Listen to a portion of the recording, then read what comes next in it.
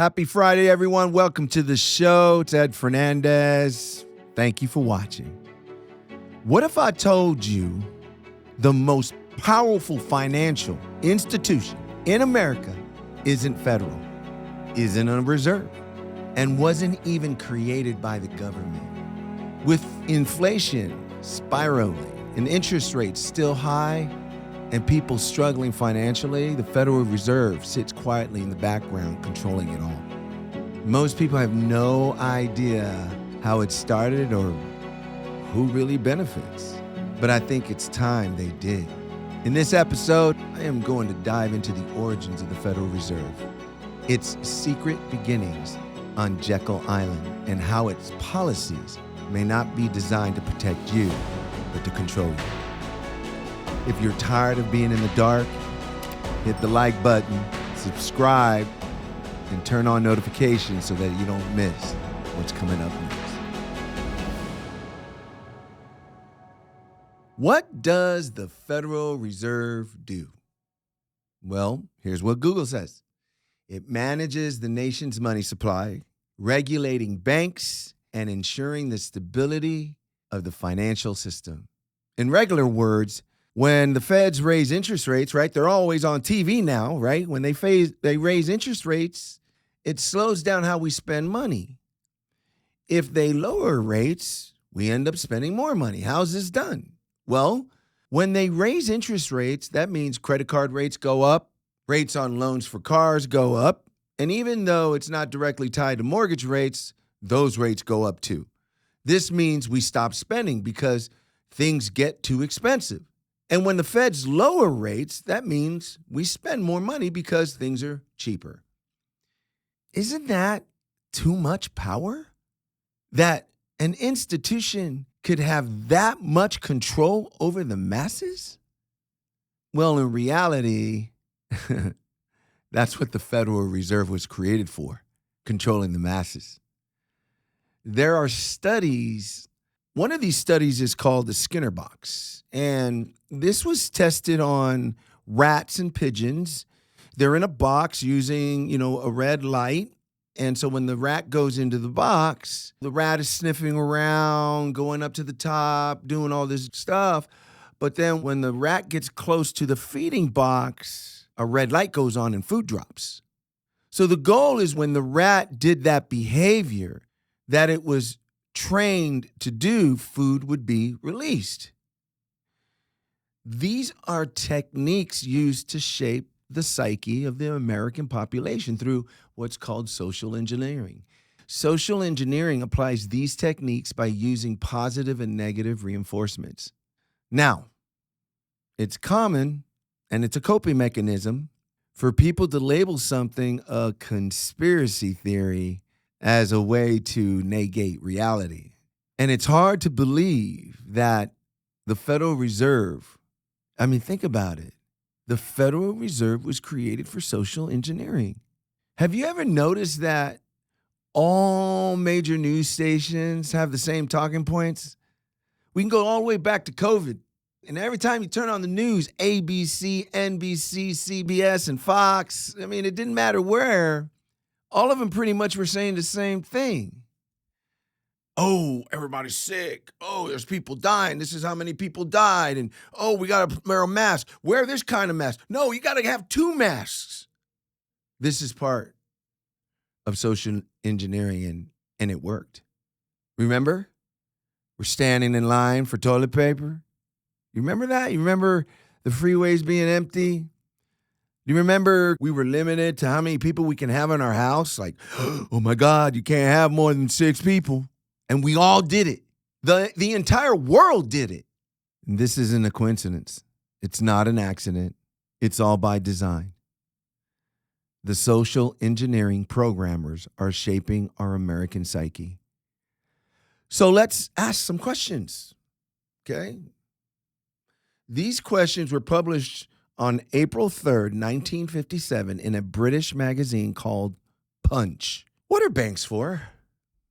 Oh, to make money. For who? The customer? No, for themselves. Why wouldn't banks advertise this? Well, it wouldn't be in good taste. but it's mentioned using the word reserves as an alternative to profit. The banks back then had 249 million in reserves. That's the profit they made. You want to know how this money was made? It was made from customers, from the bank. And at the time, they had 500 million in assets. So you'd wonder, is that profit too? No, it wasn't profit. These were deposits from customers. Oh, so they keep it in a safe somewhere? Nope. They lend it out to customers. So how can they be called assets? The banks say it would be if they got all the money back from the customers, right? Isn't that their customers' money? Yes, so customers lend banks money. And okay, well, what do they do with it? They lend it to other customers. So here's an example. If you deposit $100 into your bank account, they'll lend it out to another customer as a loan, and let's say they charge like 5.5%. You would think that that's your profit because it's your money, right? But it's not. The bank is going to pay you 0.5% for lending them your money. Well, what if I wanted my money back? Wouldn't they have to give it back to me? Yeah, they would. But what if they lent it out? They would give the $100 to you from another customer. So you see, that's how banks work. So how was the Federal Reserve started? Now that we understand how a bank works, right? In November of 1910, there was a secret meeting in a place called Jekyll Island. It's a small island that was about like 7 miles long and about 1.5 miles wide, and it was off the coast of Georgia. And 6 men attended this meeting. And here they are: Nelson W. Aldrich, Republican in the Senate, chairman of the National Monetary Commission, business associate with J.P. Morgan, go figure, father-in-law to John D. Rockefeller Jr. Then you had Abraham Pyatt Andrew, assistant secretary to U.S. Treasury. Then you had Frank A. Vanderlip, president of the National City Bank of New York, the most powerful bank at the time. Then you had Henry P. Davison, senior partner, again, here we go, J.P. Morgan Company. Then we had Benjamin Strong, lead J.P. Morgan Banker Trust Company. Then we had Paul M.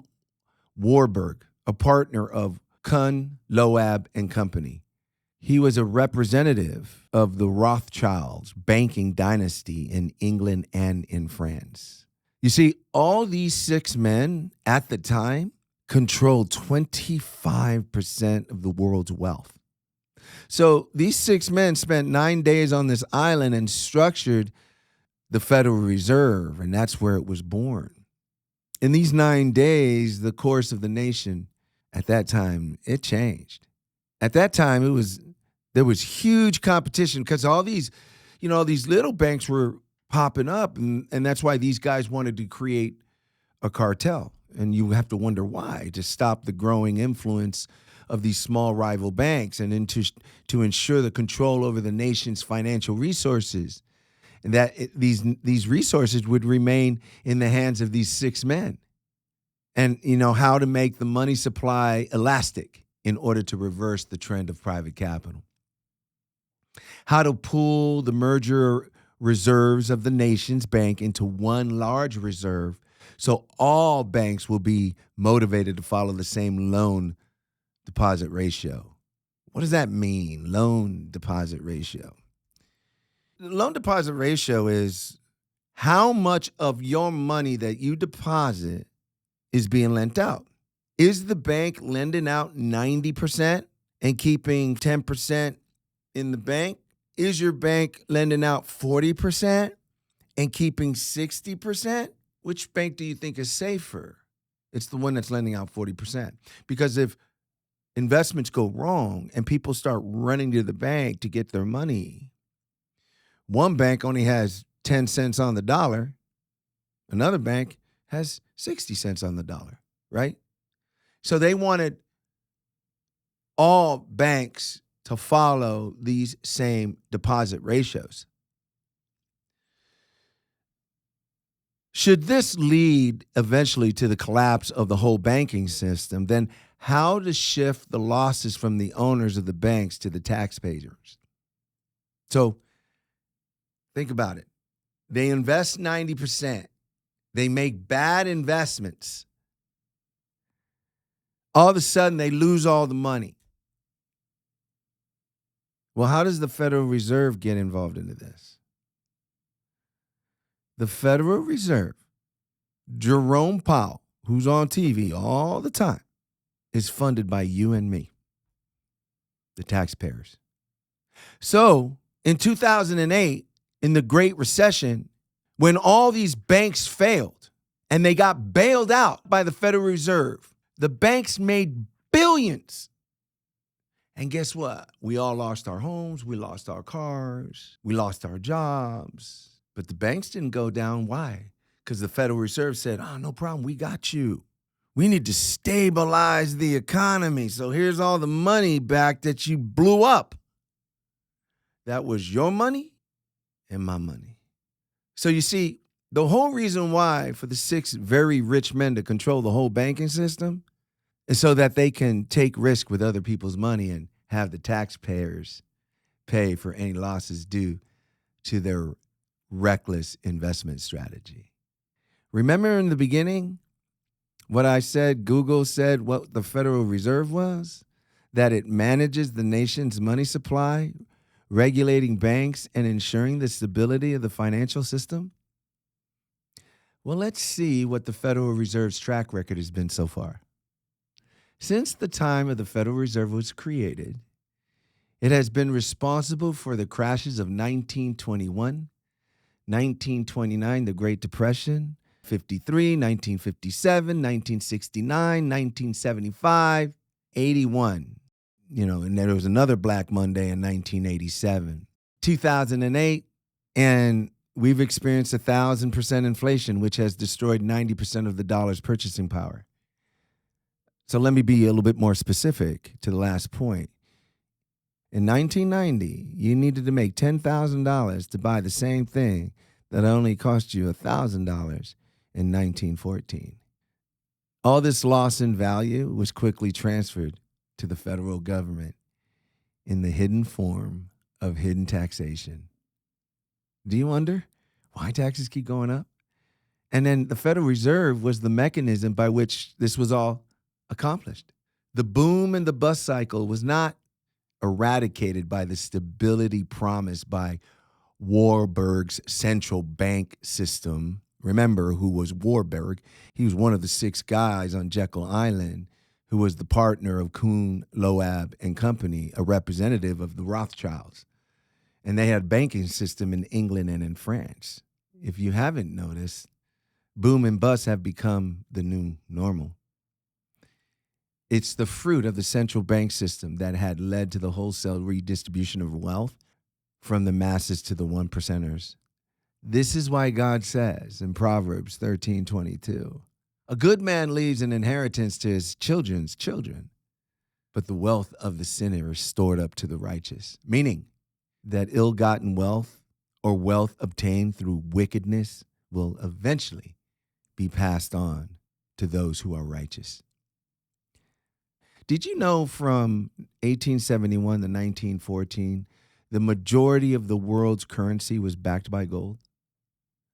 So you had $1, right? And that was certificate. And that certificate, you turn it in and it was backed by gold. And at this time, the US dollar, that was real money because you had this receipt for gold held by the Treasury. But ever since the Federal Reserve was started, now it becomes magic money.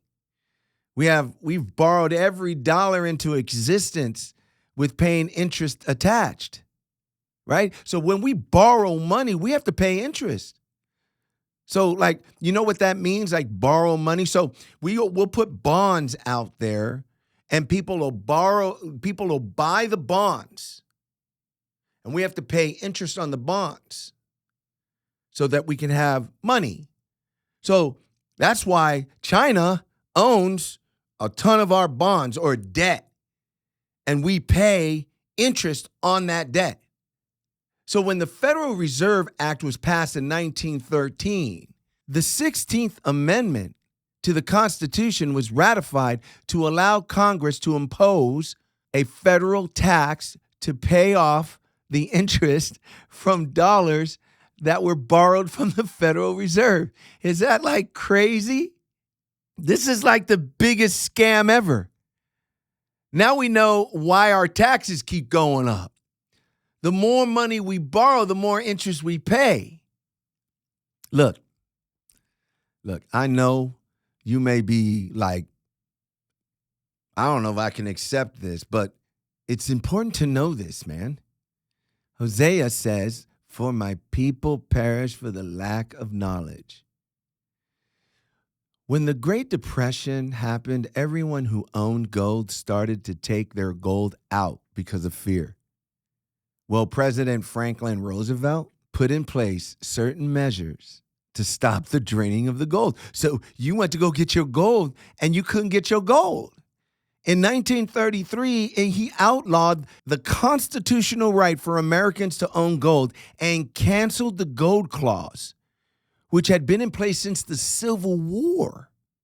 So what was the gold clause? It was when a creditor, someone who was owed money, could choose to be paid in gold to protect the value. This allowed the government to default, meaning, you know what default means? I didn't pay my mortgage. I didn't pay my credit card bill. They defaulted, not paying back on the payments owed to the Americans. So not only was it illegal to own gold, but the government took 40% of the wealth of the American citizens. So you have to wonder, what part did the Federal Reserve play in the Great Depression? So I'm going to digress a little bit, is that right now, our economy is going up and down. You look at the stock market, you look at the 10-year treasury, and it's so volatile right now. And you know, our current president, President Trump, is trying to urge the Federal Reserve to drop interest rates so that it can keep things cheaper and stimulate the economy. But it's not controlled by the president.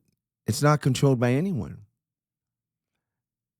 These guys in the Federal Reserve are elected, and they're the ones that make the decisions. They make the decisions for the entire country and how we make money or lose money. I think that's insane. In Daniel 2:22, it says, "He reveals deep and hidden things, and he knows what lies in darkness, and light dwells with him." So we know who started the Federal Reserve, but what secret society is involved now? Look up Sabbatai Zevi. He started a society that its members worship Lucifer. And it wasn't as visible as Freemason or the Illuminati. Once Sabbatai died, a man by the name of Jacob Frank took over, and Jacob Frank made a pact with a guy by the name of Adam Weishaupt. At that time, Weishaupt was 28 years old when he formally instituted the Order of the Illuminati on May 1st of 1976. So what was Weishaupt's plan for the world domination? 1, abolish the government. 2, abolish private property. 3, abolish inheritance. 4, destroy patriotism. 5, destroy Christianity. And 6, destroy the family unit. So back in the early 1800s, there was a secret society called the Freemasons, which a family by the name of the Rothschilds directed Weishaupt to sneak into to get the doctrine of the Illuminati into the Freemasons. So they ended up hiring 2,000 recruits, and these recruits were used for 4 methods of social engineering. They used money, sex to bribe and to control high-level officials in the government to entrap them into sex scandals and blackmail them with the threats of harming their families. To give scholarships to the very bright students of well-bred families to study international and global affairs. Why do you think MIT exists? Place these agents of the Illuminati who have been trapped by blackmail into positions of the government to serve as experts and advisors in order to steer policies to align with the Illuminati's plan of world government. Doesn't this sound familiar? Right now, all over the news, you have Diddy did the exact same thing. What did he do? He recorded everyone doing some crazy stuff to control him. And then all of a sudden, he does this stupid stuff at this hotel in 2016. And just all of a sudden, poop, the video shows up like 9 years later. And here he is, about to go to prison. This isn't new, people. It's to obtain absolute control of the press and the media, to sway the narrative in support of the Illuminati's agenda. You guys never heard of Ted Turner? It's known as CNN. He's part of that whole thing. So, there's much more to look at if you look at a dollar bill. For example, when you draw an upside down triangle on the pyramid, every point has an M, an A, an S, an O, and an N as in Nancy, Mason. Also, on the upper right-hand corner of the number 1 on a dollar bill, you got to get a magnifying glass. Use your phone. There's a symbol. It's an owl. And that owl is always watching, and it's a tribute to Lilith, which is Satan's bride. I know this is a lot to swallow, and I know it's a lot to understand. But you see, my job is to give you the knowledge that you need and to help you become a citizen of the kingdom of God for the glory of God, to take dominion over the earth, right? To take dominion over the earth for the glory of God. That's what we're trying to do here. And so you need to understand how the financial system works. You need to understand how banks work. You need to understand who's controlling the money, why they're controlling the money. And this is why. It's the love of money it's the root of all evil. It's not money, it's the love of money. But thank God the wealth of the wicked are held up for the just. And at some point, all that wealth is going to be transferred to us, and we're going to be able to take dominion over this earth and do what's right with it. There's a lot more to this, man. I've just barely scratched the surface. I didn't want to get into some deep stuff and kind of expose all kinds of crazy. But I thought it was interesting to kind of switch it up a little bit and kind of give you some education on how the financial system works and why it's in place. It's not what you think. It's absolutely a plan of the enemy to control everything. Well, anyway, that's all I got for you today.